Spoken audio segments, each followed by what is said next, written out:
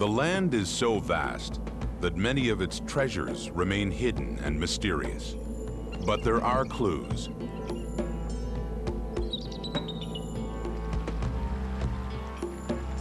They can be seen in nature's rhythms and cycles, or heard in the bubbling cascade of a mountain stream.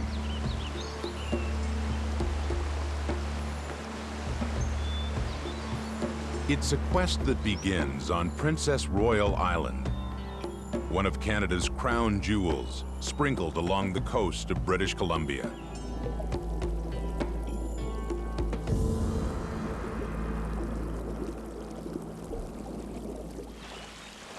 And it's a story that begins with a noble death. Salmon are coming home to die. Driven by powerful instincts, they've pounded their way up from the sea to find the very spot where they were born. Now, battered and exhausted, they lay and fertilize their eggs. It's their final act in this cycle of death and rebirth.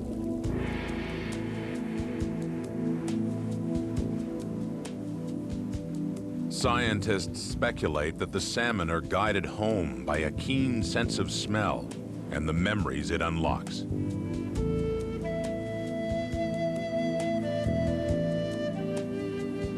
We do know why these streams make such good spawning grounds. The answer can be found in the surrounding forests.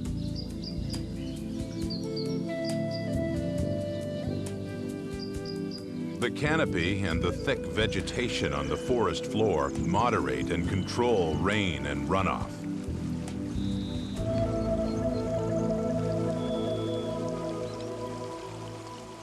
The gentle water flow lets small rocks and pebbles stay in place to protect the salmon eggs. The water is rich in the oxygen the eggs need to survive and thrive. The forest canopy also regulates the water temperature. On sunny days, it acts like an umbrella to limit the amount of direct sunlight that reaches the water.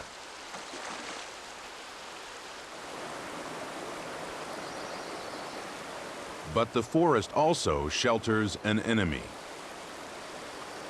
For bears, spawning season means every fall is a feast.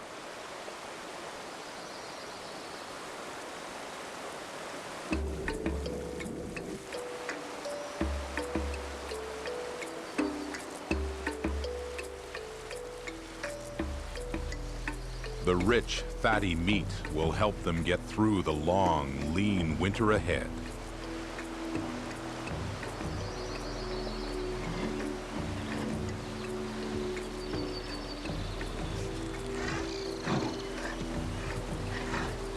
It is estimated that each bear will catch about 700 salmon during this feeding frenzy. But bears are picky eaters and will only consume about half of each fish.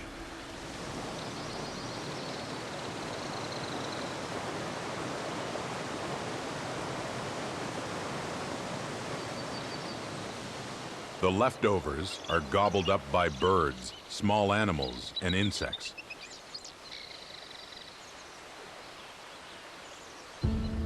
What remains slowly decays and releases rich nutrients into the soil. Up to 30% of the nitrogen used by the vegetation alongside the streams and rivers comes from decaying salmon.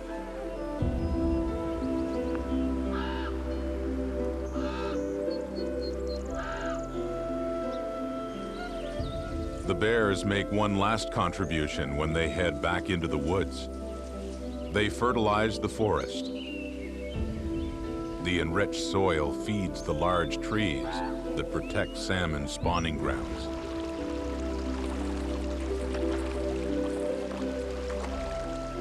And so it all comes full circle.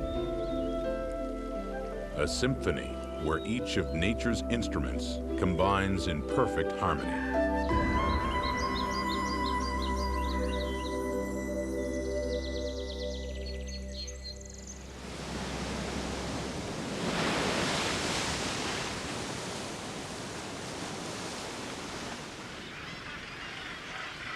Canada's east coast is not as lush as its western counterpart, but it too teems with life. High cliffs and deep canyons are home to a staggering variety of seabirds.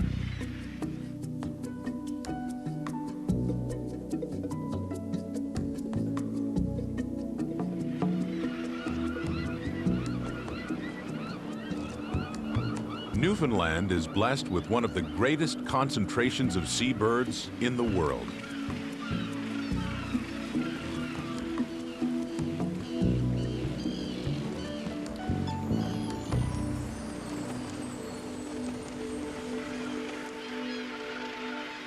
All of these different species are known as pelagic birds because they spend most of their lives on the open sea. They only land ashore to breed.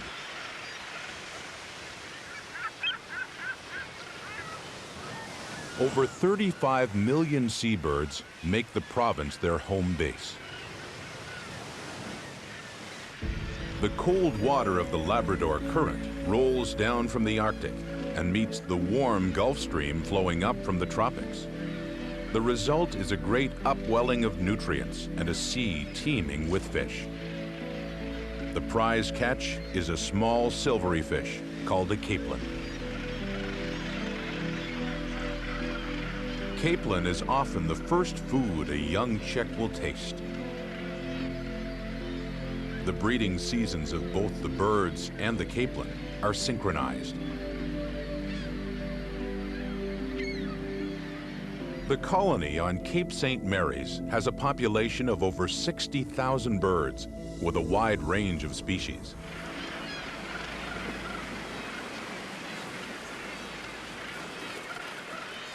Common murres,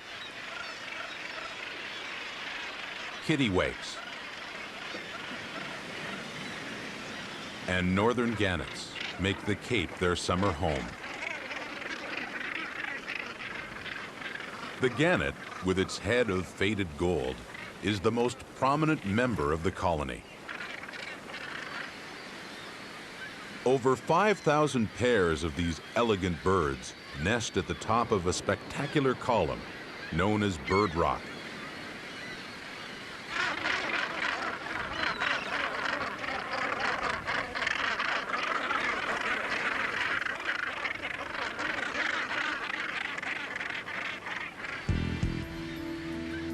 Gannets return to the same nest site each year. The oldest and most aggressive birds claim the best locations.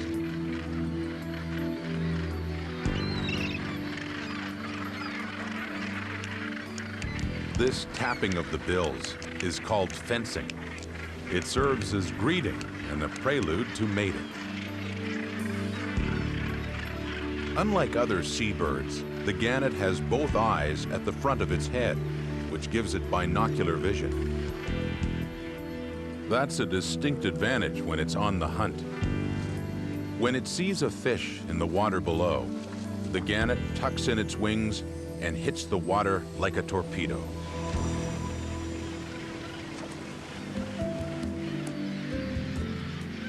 Their 2-meter-long wingspan offers plenty of lift, and they barely have to ruffle a feather to stay aloft.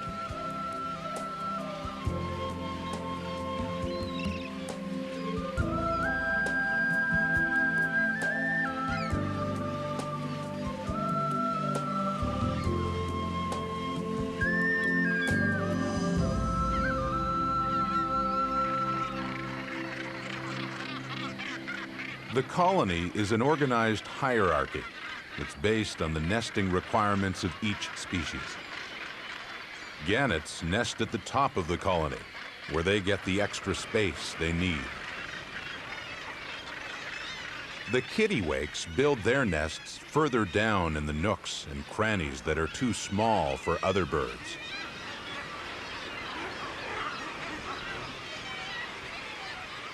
Common murres crowd onto the lower ledges and lay their eggs right on the rock.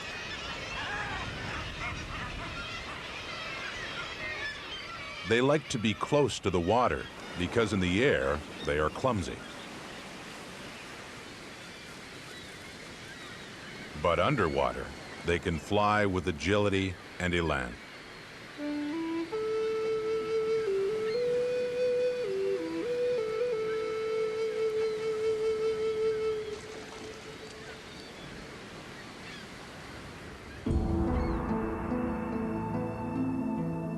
The Barrier Islands off the coast of New Brunswick offer a startling contrast to the rugged rock and cliffs of Newfoundland.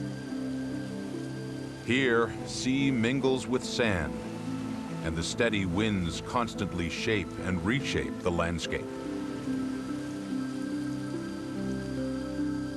With no hourglass to contain it, the sand finds its own way and marks its own time.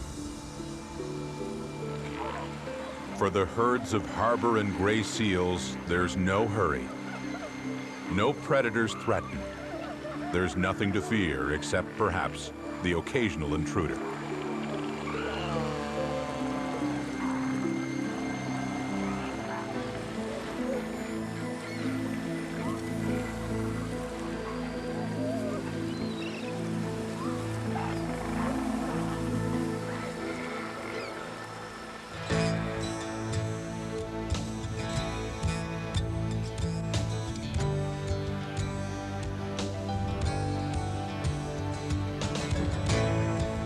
This is where the sea meets the land and where the great forests begin.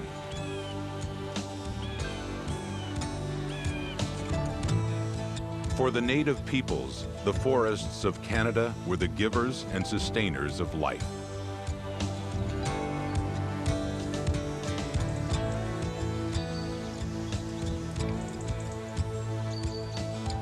They remain the source and the home of some of the land's greatest treasures.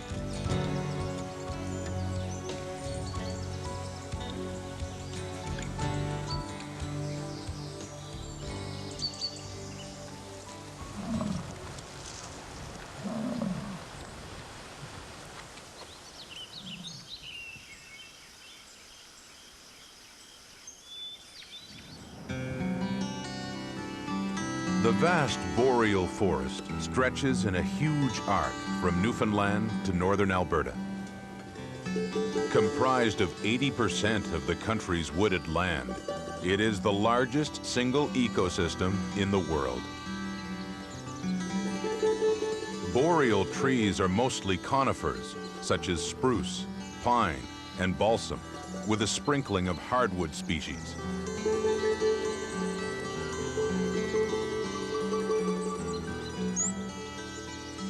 In the summer, it echoes with song.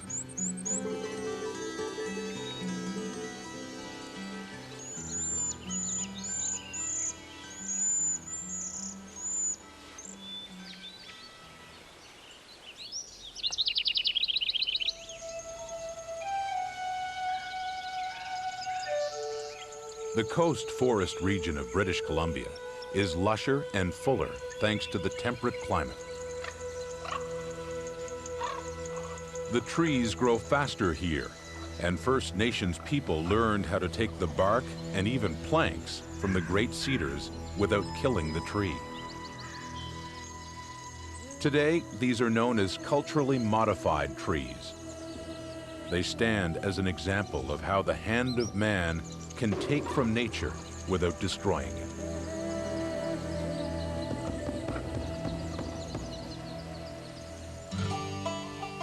Europeans brought a different philosophy when they first arrived. The forests seemed to offer an endless supply of timber.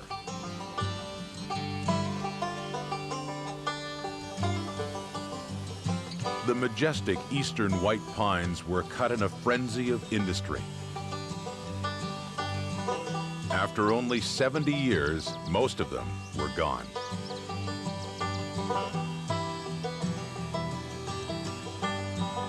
Huge swaths of hardwood forests were cleared. The maple, elm, and oak was fashioned into furniture and turned into houses.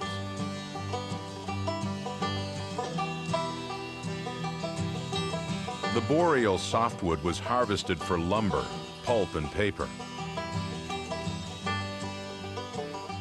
Fortunately, the forests are resilient. With better management techniques and reforestation, we've come to value the lesson the First Nations people knew so well.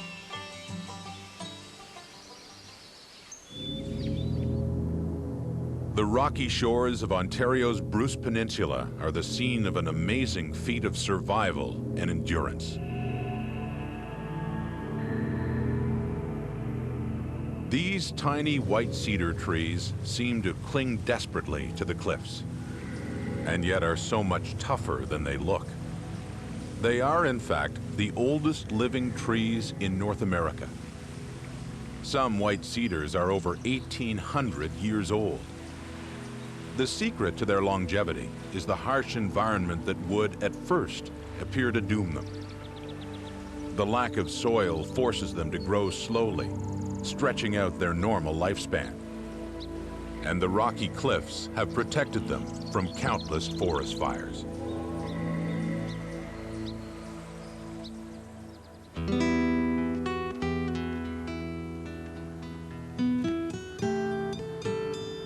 It's a panorama featured on countless picture postcards from Canada. Great swaths of fall colors that delight the eye. It's all because of a simple trick of chemistry.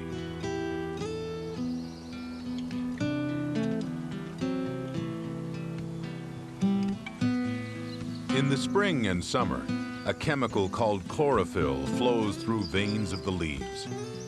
It's a key part of the process that turns sunlight into sustenance for the tree. It also dyes the leaves green. In the fall, the chlorophyll is cut off, and the true colors are revealed.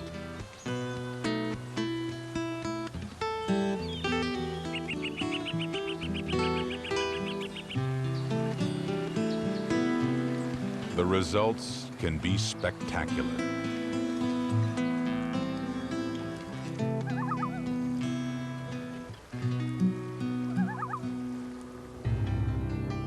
High above the tree line are the tallest treasures of all.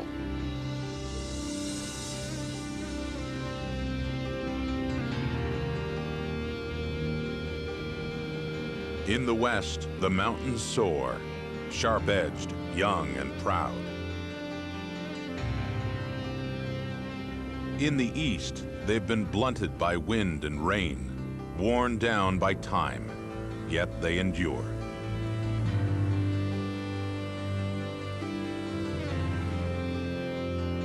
In between stretches the oldest rock in the world, that great mass of granite known as the Canadian Shield.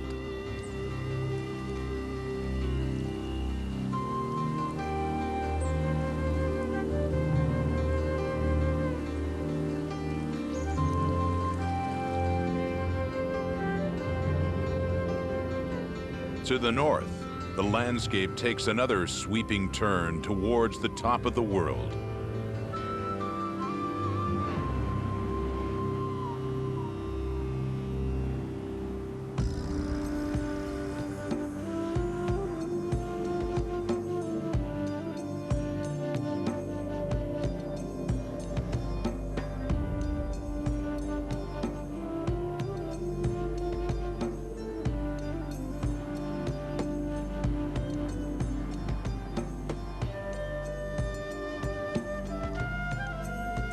The Arctic land plays tricks on the human eye. The view can be overwhelming and disorienting. There are no trees or buildings to provide a reference or give it scale. A mountain appears to be only a kilometer away, but in reality, it's 20. At first glance, a cliff looks to be about 100 meters high, but in fact, it is 10 times that.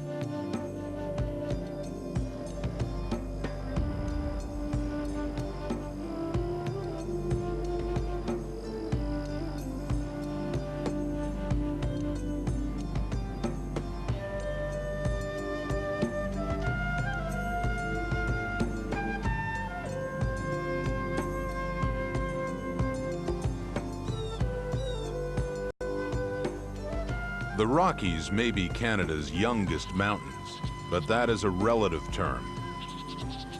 These peaks first rose some 80 million years ago.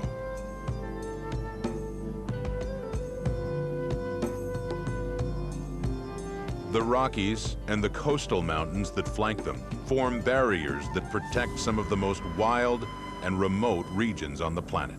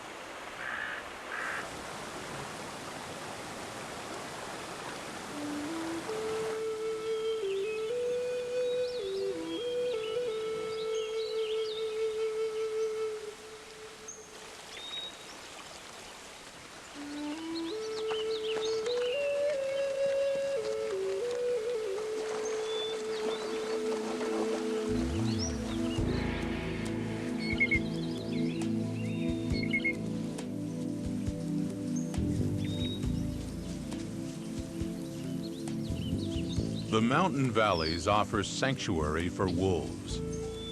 They once roamed abundantly across Canada, in forests, tundra, and on the prairies.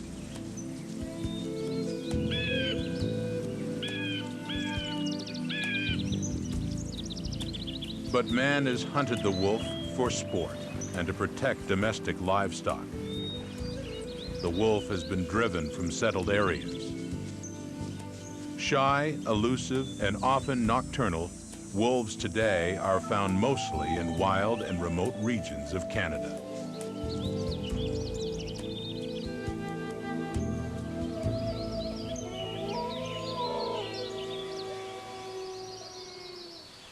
Warm winds known as Chinooks blow down through the Kananaskis River Valley to bring an early spring to the mountain meadows.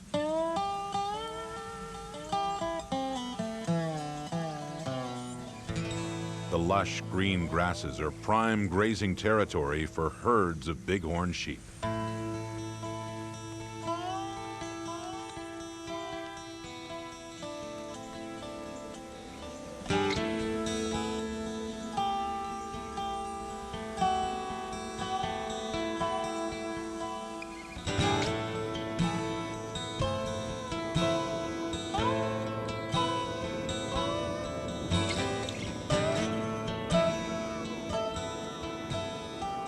This certainly doesn't look like sheep country.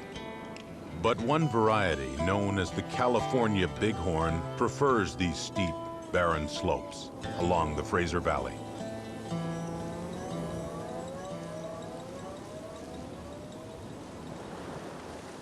With their keen eyesight and agility, they're able to keep a safe distance from predators.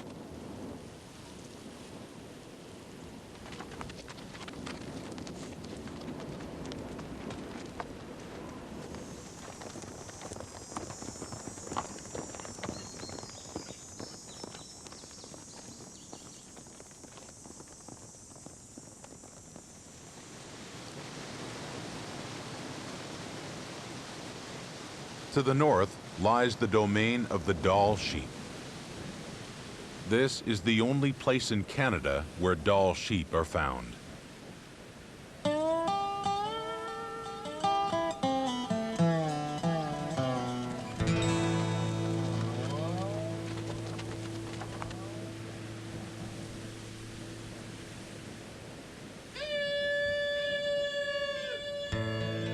The near vertical walls of river gorges are the home of gravity-defying mountain goats.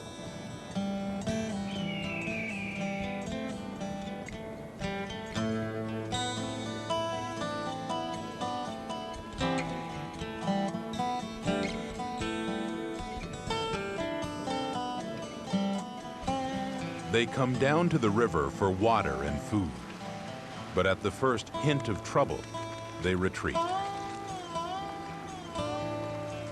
With sure-footed confidence, they're out of the reach of even the most determined predator.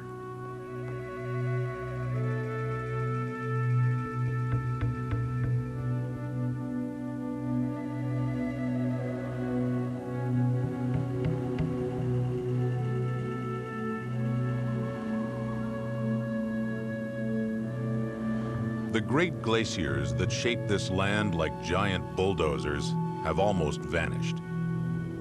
All that remains are a few shrinking ice fields. The glaciers did the rough work. It was left to wind and water to carve the intricate details that embellish the rock.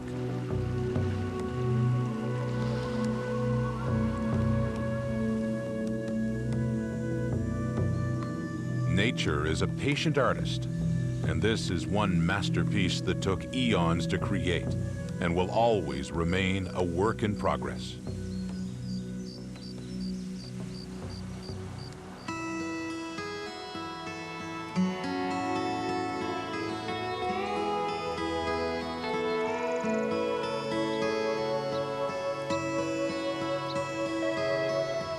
Ontario is a gallery of sculpture that displays a variety of styles. From the steep, jagged cliffs of Georgian Bay to the smooth, rolling granite only a few kilometers to the north.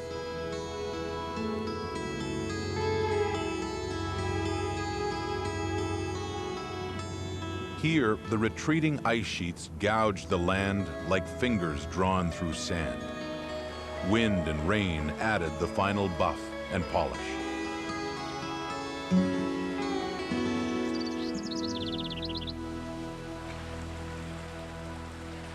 Where the granite meets the Great Lakes marks the territory of Canada's largest population of reptiles and amphibians.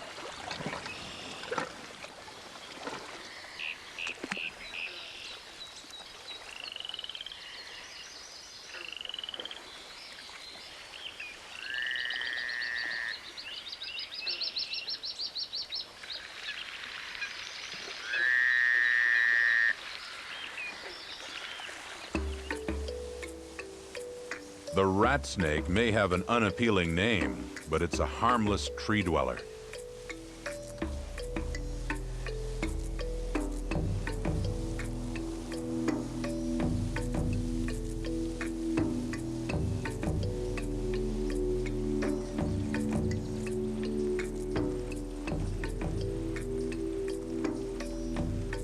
But there's good reason to be wary of the Massasauga rattlesnake. It is the only venomous snake in Ontario. Its bite can be deadly, although it rarely sinks its fangs into humans.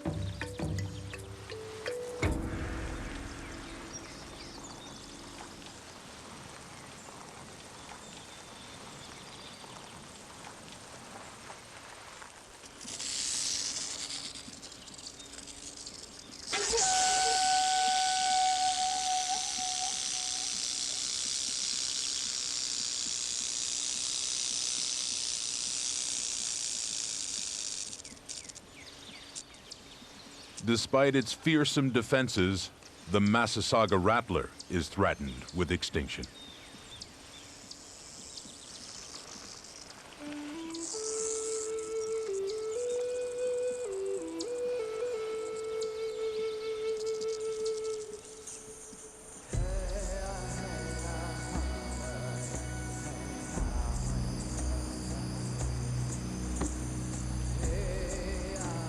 At one time, the survival of the largest land mammals in all of North America was also in doubt. In the days before the white man, Aboriginal lore tells of buffalo herds that moved like massive clouds across the landscape.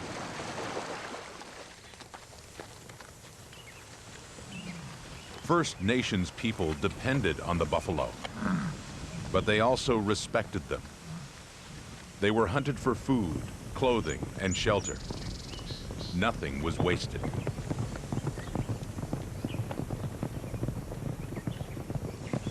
When the Europeans arrived, the buffalo were slaughtered on a wanton scale. Usually just the hides were taken, and the meat was left to rot. Sometimes they were killed just for sport. When it was over, 6 million buffalo had been reduced to just a few thousand. The largest surviving herd has found sanctuary in Wood Buffalo National Park. These are wood buffalo, cousins of the plains buffalo that have adapted to foraging in wooded areas.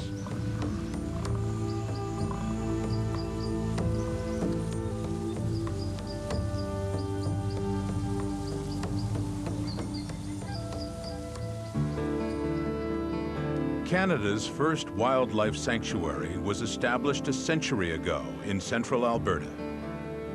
Elk Island National Park remains a key region for the preservation and breeding of elk and buffalo.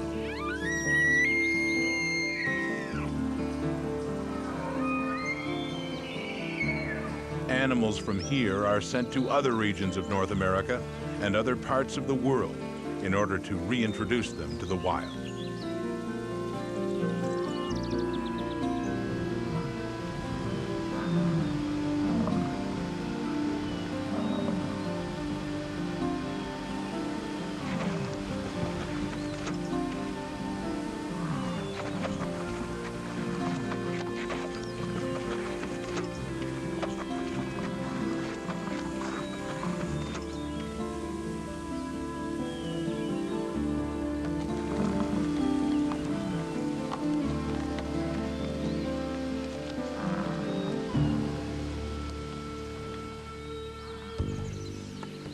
Elk Island is surrounded by a sea of agricultural land and is completely enclosed by a fence. The fence keeps the animals in and hunters out.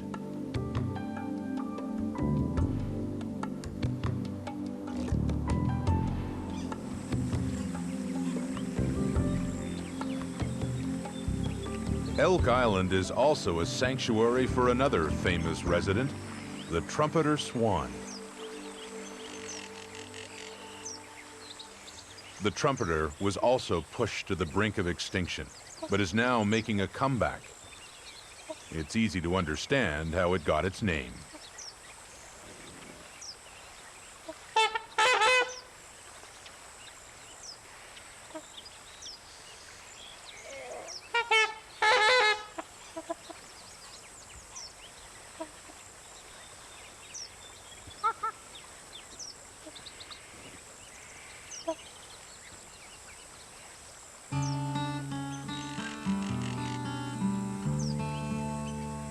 The wetlands of Alberta are also the last stand of the legendary whooping crane. They were never a very prolific species. 150 years ago, there were only 2,000 whooping cranes. But in 1941, biologists delivered some alarming news. Hunting, development, and ignorance had reduced their numbers. Only 21 were left in the wild. These gawky yet somehow graceful creatures became a cause célèbre for conservationists. By the early 1950s, the last surviving migratory flock of whooping cranes had dwindled to only 16 birds. The fight to save them took on a new urgency, but no one knew where they nested in the summer. By chance, the nesting site was discovered in northern Alberta. It proved to be the beginning of a remarkable comeback. A whooping crane recovery program was established to protect and monitor their nests. Occasionally, biologists would step in to help chicks in distress. An egg collection program began in 1967. One egg was removed from selected nests to be reared in captivity and then returned to the wild. By 1999, those efforts began to pay off, and the wild whooping crane population had climbed to 180.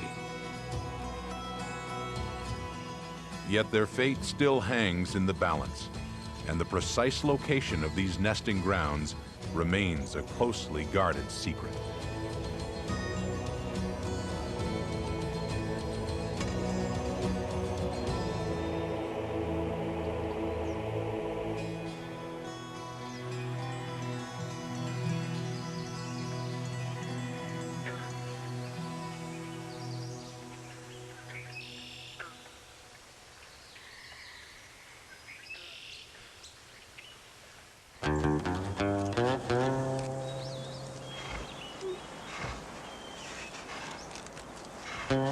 One animal that is abundant in Canada is the black bear, whose color can vary with its environment.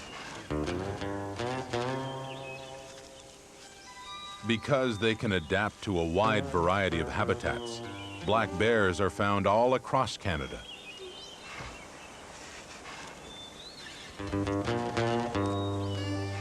One reason they are so adaptable is that they can eat almost anything. Black bears are omnivores who can gobble down berries and other vegetation or feast on small animals and fish.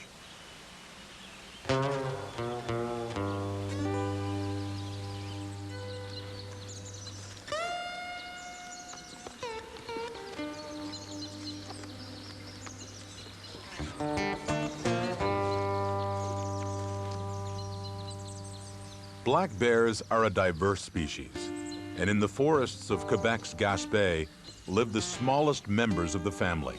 They weigh a mere 50 kilograms.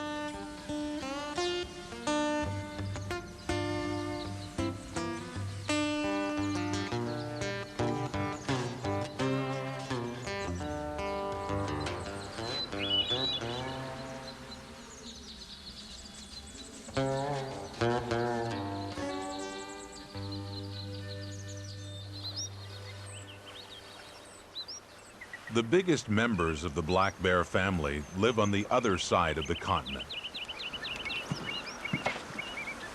The Queen Charlotte Islands are the home of the giant Haida Gwaii. Their massive bulk is the result of a protein-rich diet of fish and shellfish. And because of the mild climate, the Haida Gwaii don't have to hibernate as long as their colder cousins. That gives them more time to eat and less time to live on their stored body fat.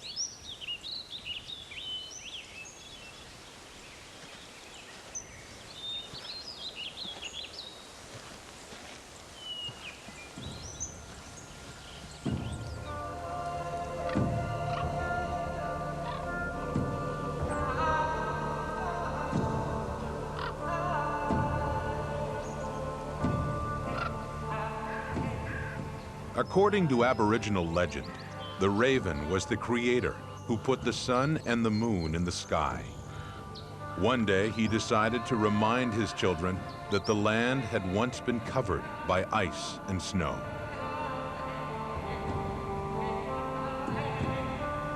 He went among the black bears of this island and turned every 10th one snow white. Then he decreed that they should live here in peace under his protection forever.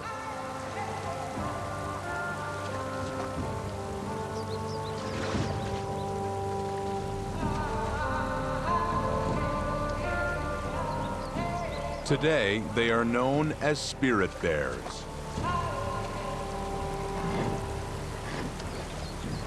The raven's handiwork has been given a scientific explanation. Their white coats are the result of a recessive gene.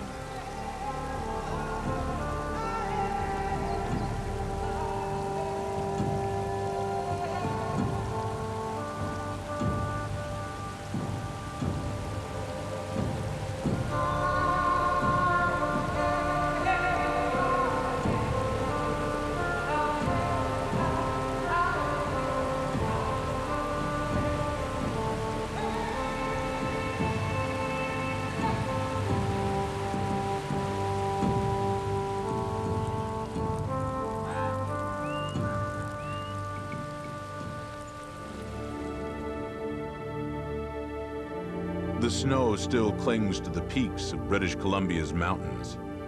But in the valley below, the meadows and marshes are lush and green. This is the domain of the great grizzly. They are the masters of this valley. It is their banquet table, their nursery, and their playground.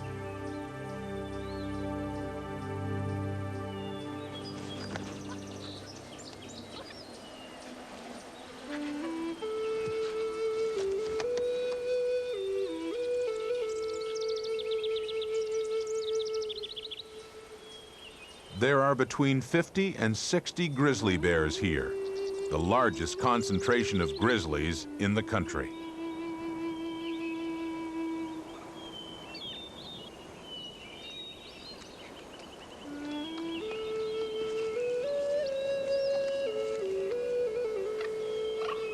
Even though Canada is the only country still able to boast a large grizzly population, they remain a very rare sight. The bears are solitary creatures who love to wander afar. A male grizzly will roam a territory of over 4,000 square kilometers.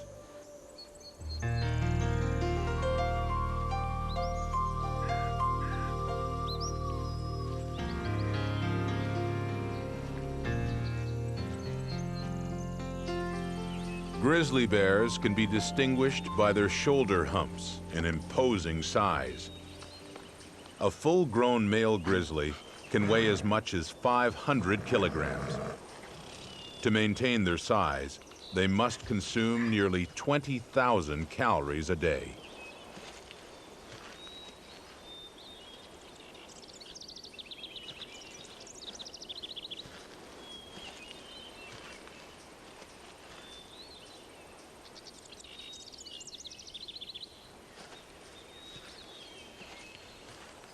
The rhythms and cycles of a bear's life are linked to the seasons.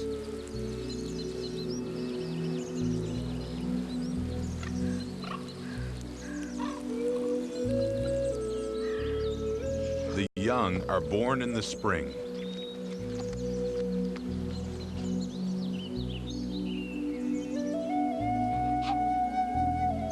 The sow will nurture and protect her cubs for 2 years.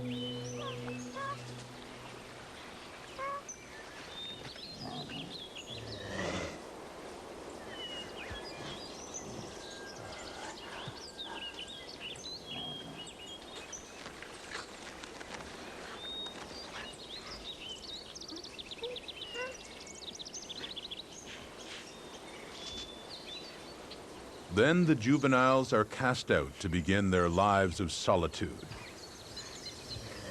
Encounters between grizzlies are rare. Juveniles will, on occasion, test their prowess. It seems almost playful.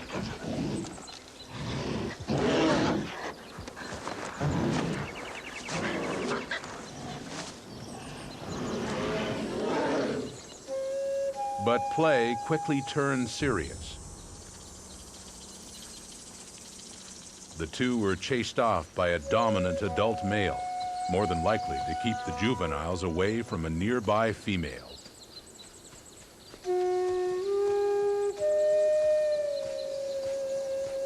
Despite the myths, grizzly bears seldom attack people. Usually such incidents are the result of an angry mother protecting cubs. But most encounters usually end with the grizzly simply walking away.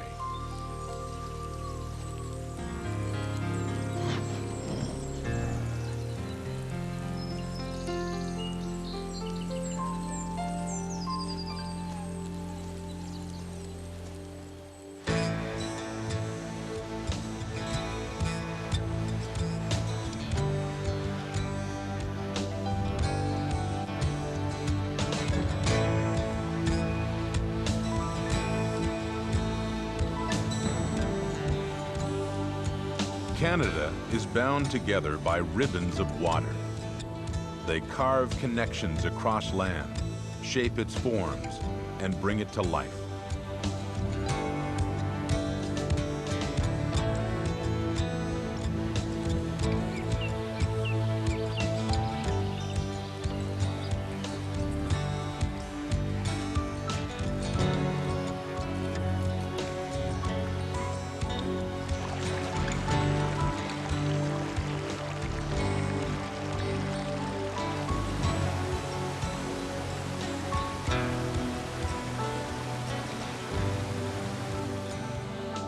The great rivers of Canada chart their own course. Each has its own character, and each has a story to tell.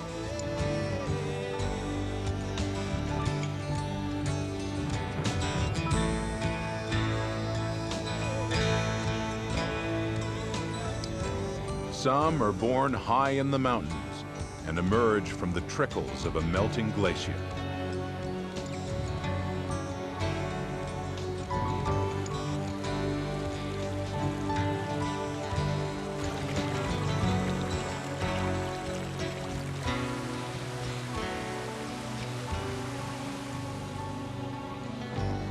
Others are spawned in the marshes and lakes that sprawl across land.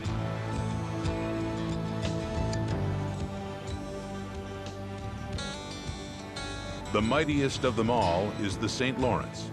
It drains the country's heartland, and at its end pours an astonishing 500,000 gallons of fresh water into the Atlantic Ocean every second. Its mouth is so wide that pods of fin whales find plenty of room to roam.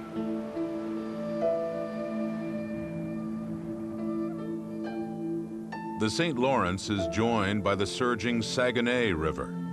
Together, they create waters rich in nutrients and marine life, including the exuberant beluga whales.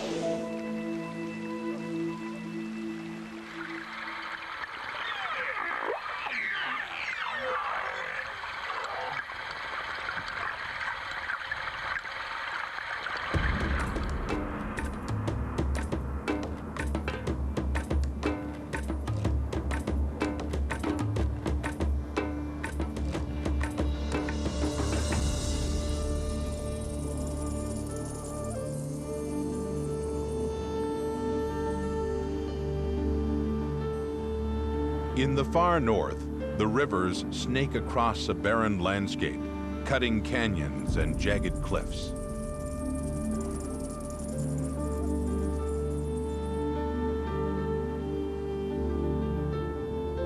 In the Northwest Territories, Tuktuk Nogai National Park is a place that seems to belong on another planet.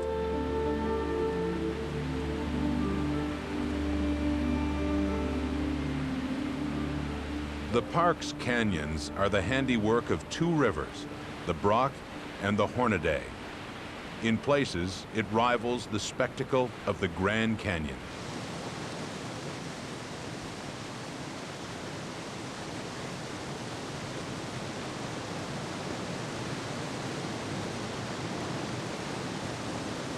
There is life here.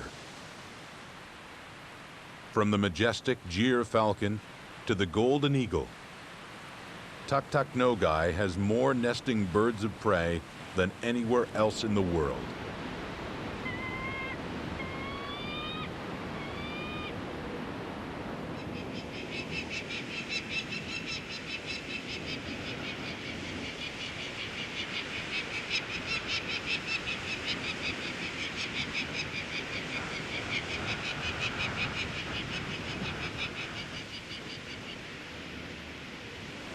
The Niagara may be the shortest river in Canada, but it created one of the 7 wonders of the world and an unrivaled tourist destination.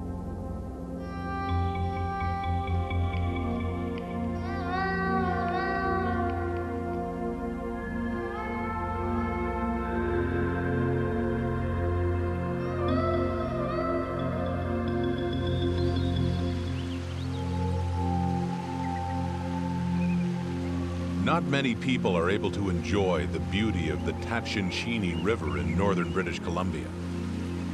It's too remote, and that is its blessing.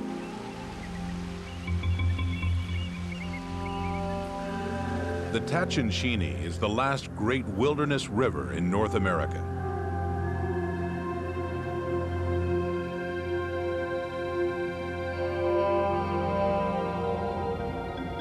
Over 50 species make their home along the banks of the Tatshenshini and on the grassy mountain slopes beyond.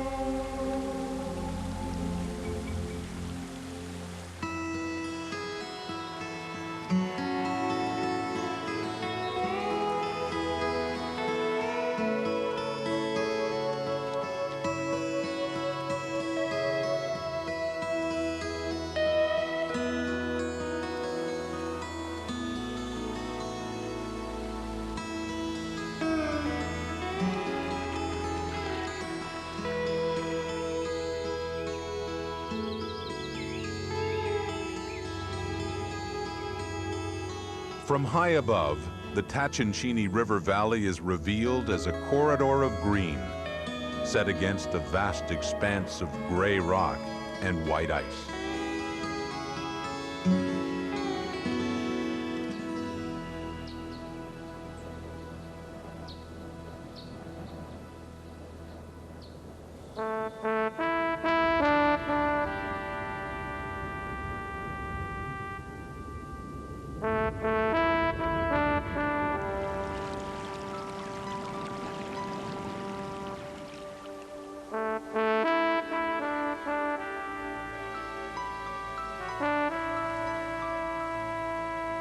Alsek Lake is the orphan child of the Great Glaciers.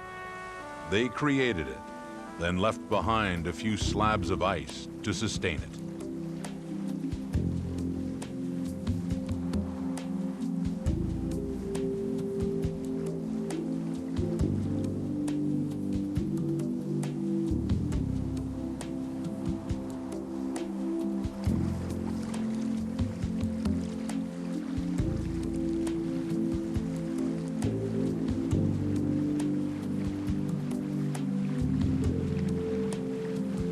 The Tatshenshini Valley is protected. A jewel to be guarded and a legacy to bequeath.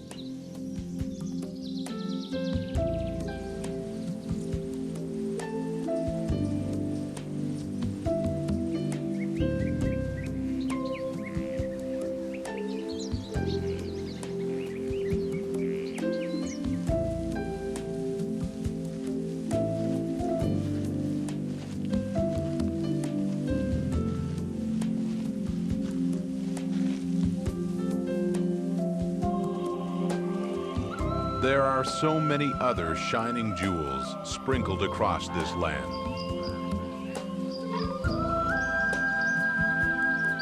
Other treasures to defend.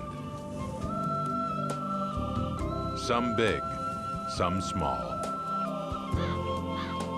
But each and every one is a priceless gift, worthy of our awe and deserving of our respect.